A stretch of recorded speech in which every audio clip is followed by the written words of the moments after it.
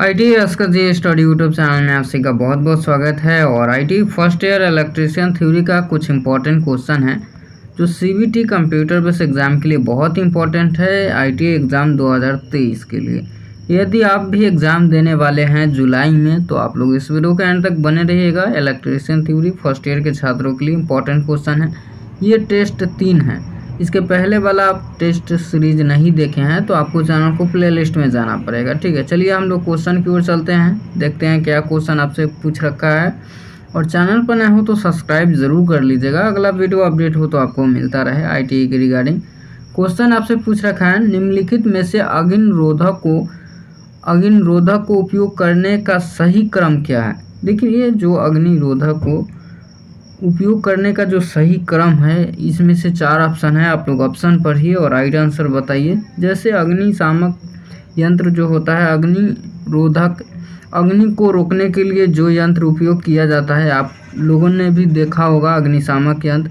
तो यहाँ पे 4 ऑप्शन है, खींचना, निशान लगाना, दबाना और घुमाना, या खींचना, निशान लगाना, या घुमाना, या दबाना, या धकेलना व्यक्तिगत। यहाँ 4 ऑप्शन है, आप लोग ऑप्शन पढ़िए और राइट आंसर ज़रूर बताइए।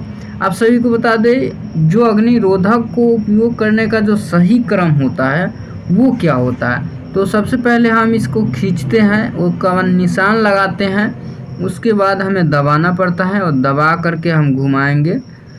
ये आप लोगों का राइट आंसर होगा, आप लोग ध्यान में रखिएगा। खींचना, निशान लगाना, दबाना और घुमाना। ठीक है, ध्यान में रखिएगा। अगला क्वेश्चन ज़्यादा समय आप लोगों का नहीं लेंगे क्योंकि समय बहुत कम है। ठीक है, और कम समय में आप लोगों का अच्छा तैयारी करना है। तो ये जितना क्वेश्चन है ये सब इम्पोर्टेंट क्वेश्चन, सिलेक्टेड क्वेश्चन लिए हैं हम 500 क्वेश्चन में से, जो सीबीटी एग्जाम में बार बार पूछा जाता है। क्वेश्चन आपसे पूछ रखा है, अपशिष्ट निपटान विधि कौन सी है जो बहुत सारी ऊर्जा बचाती है। यहाँ पे सॉरी देख लीजिए, क्वेश्चन पढ़िए। अपशिष्ट निपटान विधि कौन सी है जो बहुत सारी ऊर्जा बचाती है। जो ऊर्जा बचाती है, जमीन से भरना, या पुनर्चक्रण, या भस्मीकरण, या खाद डालना। 4 ऑप्शन दिया गया है, ऑप्शन आप लोग राइट आंसर ज़रूर बताइएगा। आप सभी को बता दें, जो पुनर्चक्रण एक ऐसा अपशिष्ट निपटान विधि है जो बहुत सारा ऊर्जा बचाता है। क्या? पुनर्चक्रण। ध्यान में रखिएगा। अगला क्वेश्चन आप सभी के सामने है, एक फाइल दे दिया गया है, इसका नाम पूछ रखा है और आप लोगों को भी पता होगा टूल से रिलेटेड कुछ भी आपसे दे सकता है। ठीक है, हैमर हो गया, चीजल हो गया, ये जो है फाइल हो गया, कुछ भी आपसे दे सकता है और नाम पूछ सकता है। ठीक है, तो ये आप सभी के सामने एक रेती दिया गया फाइल जी। ठीक है, और यहाँ पे फाइल बहुत अनेकों प्रकार के होता है, जैसे सिंगल कट, डबल कट हो गया, राफ्ट कट हो गया, ये सब प्रकार होते हैं। तो ये आपके सामने जो फाइल है, इसका ये कौन सा प्रकार है, तो ये एक राफ्ट कट फाइल है, ये ध्यान में रखिएगा। ये छोटे छोटे क्लिप कटे होते हैं, ये राफ्ट कट फाइल है। ठीक है, अगला क्वेश्चन आप सभी के सामने दिया गया है, लकड़ी में अनियमित रूप से शाखाओं के उगने का कारण कौन सा दोष उत्पन्न होता है। क्वेश्चन पूछ रखा है, जो लकड़ी में अनियमित रूप से शाखाओं के उगने का जो कारण है वो उसमें कौन सा दोष के कारण होता है। ठीक है, तो ऑप्शन 1 है गांठ दोष, दूसरा है कंपिंग, या तीसरा है चटकना या घुमाना। आप सभी को बता दें, ये एक गांठ दोष ऐसा दोष है जो लकड़ी में अनियमित रूप से शाखा उगने का यहाँ पे कारण बनता है, गांठ दोष। ध्यान में रखिएगा। ठीक है, क्वेश्चन आपसे पूछ रखा है, ज्वाइंट से रिलेटेड है। हालांकि फर्स्ट ईयर में ज़्यादातर ज्वाइंट ही पढ़ना है, आप सभी को पता होगा। फर्स्ट ईयर में इलेक्ट्रीशियन थ्योरी फर्स्ट ईयर में ज़्यादातर ज्वाइंट पढ़ना है। ठीक है, तो क्वेश्चन आप सभी के सामने पूछ रखा है, इस तार जोड़ का क्या नाम है, इस ज्वाइंट का नाम क्या है। आप सभी ने बहुत से ज्वाइंट देखा होगा, जैसे double cross tap joint, duplex cross tap joint, merit joint, ये सब नोटेड टैप ज्वाइंट, ये सब आप लोगों ने पढ़ा होगा और बनाया भी होगा प्रैक्टिकल में। बट यहाँ पे जो ये ज्वाइंट दिया गया है, इसका नाम क्या है। ये जो तार जोड़ का नाम है, इस ज्वाइंट का नाम पूछ रखा है। ऑप्शन 4 है, एरियल टैप जोड़, या नोटेड टैप जोड़, या डुप्लेक्स क्रॉस टैप जोड़, या डबल क्रॉस टैप जोड़। 4 ऑप्शन है, राइट आंसर बताइए। अब सही को बता दी, ये जो आपके सामने दिया गया है, ये नोटेड टैप जोड़ है। क्या है? नोटेड टैप जोड़। ध्यान में रखिएगा। क्वेश्चन अगला पूछ रखा है आपसे, क्या क्वेश्चन पूछ रखा है, इस भूमिगत केबल में एक से इंगित भाग का नाम क्या है। ये भूमिगत केबल है, जो भूमि के अंदर से जो तार ले जाया जाता है, केबल ले जाया जाता है, उसे हम भूमिगत केबल कहते हैं। इसका पार्ट बाय पार्ट नाम जानना आपको ज़रूरी है, जैसे ये बैंडिंग, आर्मरिंग है, लेड शीथ है, ये सब पार्ट बाय पार्ट नाम जानना जरूरी है। 4 ऑप्शन है और ये जो एक से इंगित है इसका नाम पूछ रखा है, तो आप लोग बताइए कौन सा है, इसका नाम क्या है। तो आप लोग ध्यान में रखिएगा, इसको हम लेड शीथ बोलते हैं। क्या बोलते हैं? Lead sheath. ठीक है, तो लेड शीथ कौन ऑप्शन में है? 4 नंबर है डी। ठीक है, लेड शीथ। अगला क्वेश्चन इसी में से आपसे देखने को मिलेगा, जैसे कि ये आप लोग देख लीजिएगा, भूमिगत केबल में कौन सा भाग धात्विक कवच को क्षरण से बचाता है। देखिए भूमिगत केबल में वो कौन सा भाग होता है तो जो धात्विक कवच को क्षरण से बचाता है। तो ध्यान में रखिएगा बैंडिंग, बैंडिंग जो होता है वो धात्विक कवच को क्षरण से बचाता है। जैसे कि आप सही के सामने ये जो है यहाँ पे देख लीजिए ये बैंडिंग। ठीक है, तो ये जो है बैंडिंग जो है धात्विक कवच को क्षरण से बचाता है। तो इस क्वेश्चन का राइट आंसर बी हो जाएगा बैंडिंग। ठीक है, ध्यान में रखिएगा, भूमिगत केबल से डेफिनेटली क्वेश्चन तो पूछा ही जाता है। सोल्डरिंग आयरन को उपयोग करने का समय स्टैक में क्यों रखना चाहिए। क्वेश्चन पूछ रखा है जो सोल्डरिंग आयरन को उपयोग न करने के समय, जब भी आप सोल्डरिंग आयरन को आप लोग उपयोग कर लेते हो, उसके बाद जब उपयोग नहीं करना होता है तो वो जो समय है स्टैक जो है उसमें क्यों रखना चाहिए, हम लोग क्यों रख देते हैं, तो वो क्यों रखते हैं। तो आप लोगों को पता होगा यह जलने व अग्नि को रोकता है। ध्यान में रखिएगा, ये जलने व अग्नि को रोकता है, ध्यान में रखिएगा। ठीक है, क्वेश्चन अगला पूछ रखा है गूथे हुए चालक का ठोस चालक की तुलना में क्या लाभ है। देखिए जो गूथा हुआ चालक है वो ठोस चालक की तुलना में क्या लाभ होता है गूथे हुए चालक में। ठीक है, तो यहाँ पे 4 ऑप्शन है, कम कीमत होता है, या अधिक लचीला, या कम वोल्टेज पात, या अधिक कुचालक प्रतिरोध।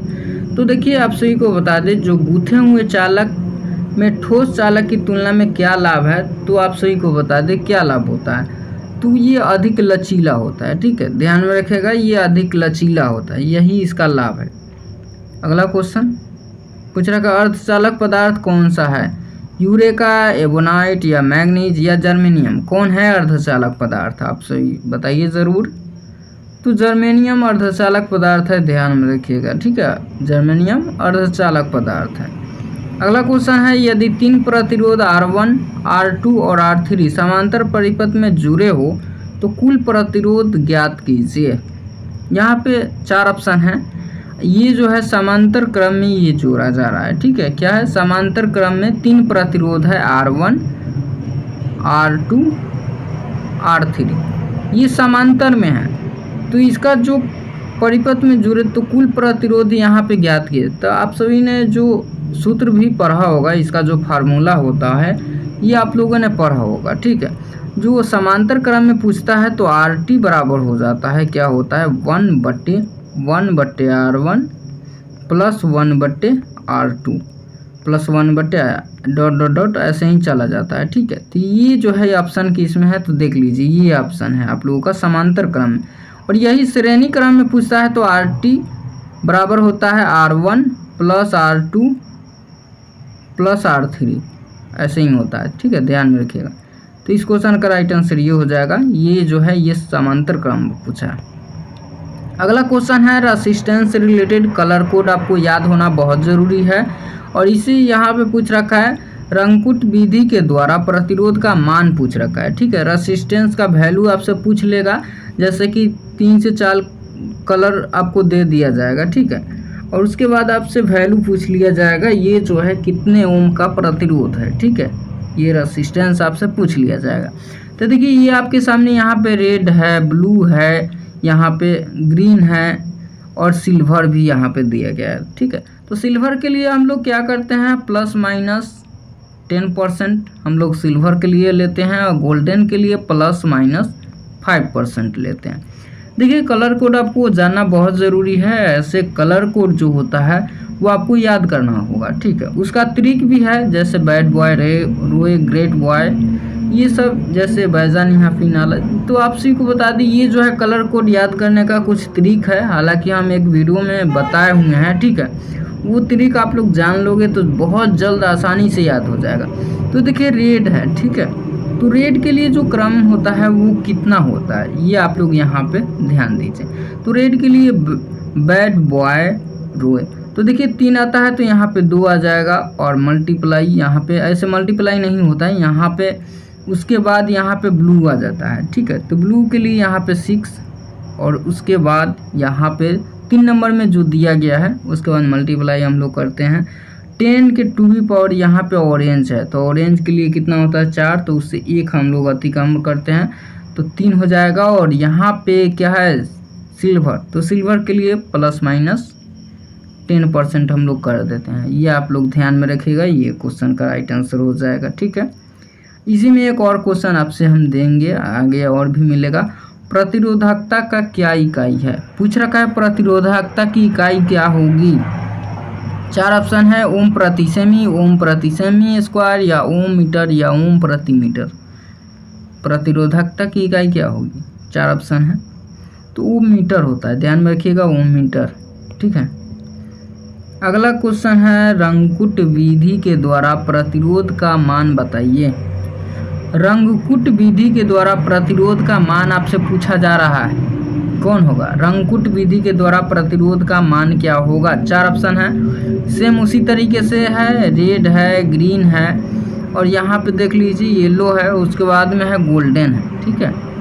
तो देखिए आपसे को बता दें, यहाँ पे रेड के लिए तो 2 होता है, 2 हो जाएगा, और देखिए यहाँ पे ऑरेंज के लिए 5 हो जाएगा, उसके बाद मल्टीप्लाई 10 टू दी पावर, उसके बाद यहाँ पे दिया गया है ग्रीन, ग्रीन के लिए भी हो जाएगा यहाँ पे 10 टू दी पावर 3, और उसके बाद यहाँ पे गोल्डन, गोल्डन के लिए ±5% रहता है, ठीक है, ±5%।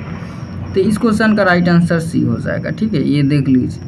अगला क्वेश्चन यहाँ आपसे पूछ रखा है, श्रेणी परिपथ का क्या उपयोग है। श्रेणी परिपथ का क्या उपयोग है। 4 ऑप्शन है, ऑप्शन पर ही राइट आंसर बताइए। तो परिपथ में फ्यूज, देखिए श्रेणी परिपथ में क्या उपयोग है, तब परिपथ में हम लोग जो फ्यूज लगाते हैं वही उपयोग होता है, ज़्यादा इसमें दिमाग लगाने की ज़रूरत नहीं है बस। तो विशिष्ट प्रतिरोध की इकाई, एसआई इकाई क्या है। यहाँ पे यूनिट पूछ रखा है विशिष्ट प्रतिरोध की। 4 ऑप्शन है और राइट आंसर आप लोग ज़रूर बताइएगा। विशिष्ट प्रतिरोध की इकाई क्या होती है, एसआई यूनिट। ओम प्रति सेमी, या ओम प्रति मीटर स्क्वायर, या ओम मीटर, या माइक्रो ओम प्रति सेंटीमीटर स्क्वायर। 4 ऑप्शन है, राइट आंसर बताइए। तो देखिए विशिष्ट प्रतिरोध की एसआई यूनिट जो होती है वो ओम मीटर होती है, ठीक है, ओम मीटर, ध्यान में रखिएगा।